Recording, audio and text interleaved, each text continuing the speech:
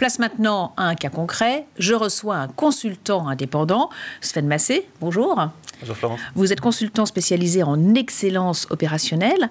Alors, est-ce que vous pouvez me parler un petit peu de votre parcours avant d'avoir décidé d'être consultant indépendant? Vous avez travaillé notamment chez Accenture pendant 4 ans?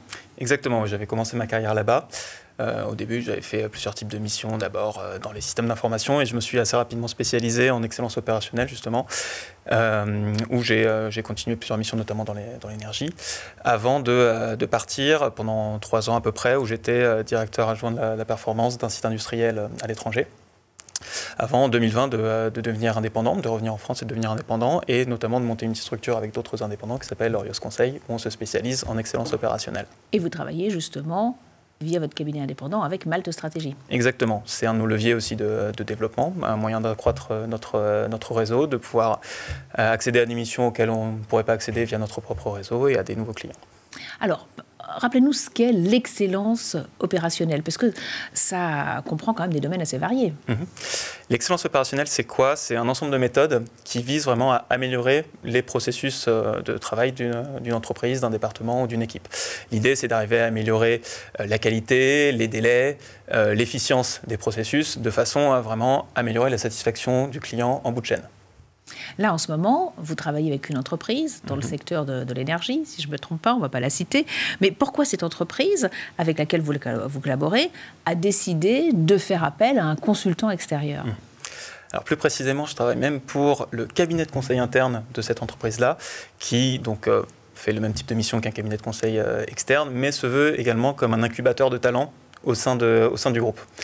Il se trouve qu'ils avaient des managers en excellence opérationnelle qui ont rejoint du coup des projets et des postes vraiment en interne au groupe. Donc mon client cabinet de conseil a rempli sa mission, mais s'est retrouvé dans une pénurie de compétences dans ma spécialité.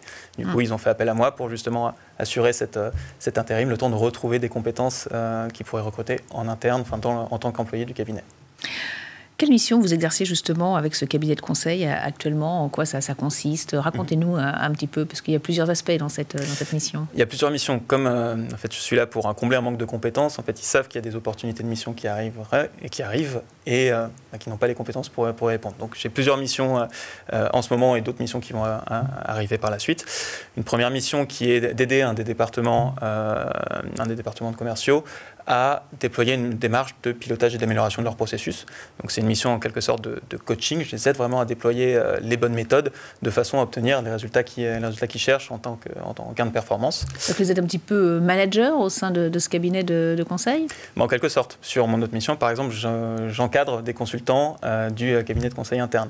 Et cette autre mission, qui est une mission là sur la performance des achats, l'idée c'est d'arriver de trouver les bons leviers de performance pour arriver à acheter de manière plus efficace, à moindre coût, non pas simplement en demandant de baisser les prix, mais en trouvant des leviers plus de coopération avec les fournisseurs, et d'arriver justement à mettre toute la business unit, on va dire, pour laquelle je travaille, au diapason et en ordre de bataille pour mettre en place les bons plans d'action. Identifier les bonnes opportunités et mettre en place les bons plans d'action. Alors on ne se sent pas un peu seul quand même quand on est consultant indépendant? Comment ça se passe les relations avec l'entreprise ou là, en l'occurrence, le cabinet de conseil? Dans ce cas-là, extrêmement bien. Il y a une particularité qui est ils m'ont intégré comme un consultant en fait interne de leur cabinet. Donc je suis à la fois intégré à leurs événements internes, ou à leurs événements que ce soit du partage de connaissances, des retours d'expérience sur des projets, voire même des after-work après les journées de travail. Donc ça se passe extrêmement bien. Il y a d'autres clients pour lesquels c'est vrai on est un consultant, on est un externe, la relation n'est pas forcément la même. Dans ce cas-là, dans le cas présent, ça se passe vraiment... Et c'est une mission qui est censée durer combien de temps?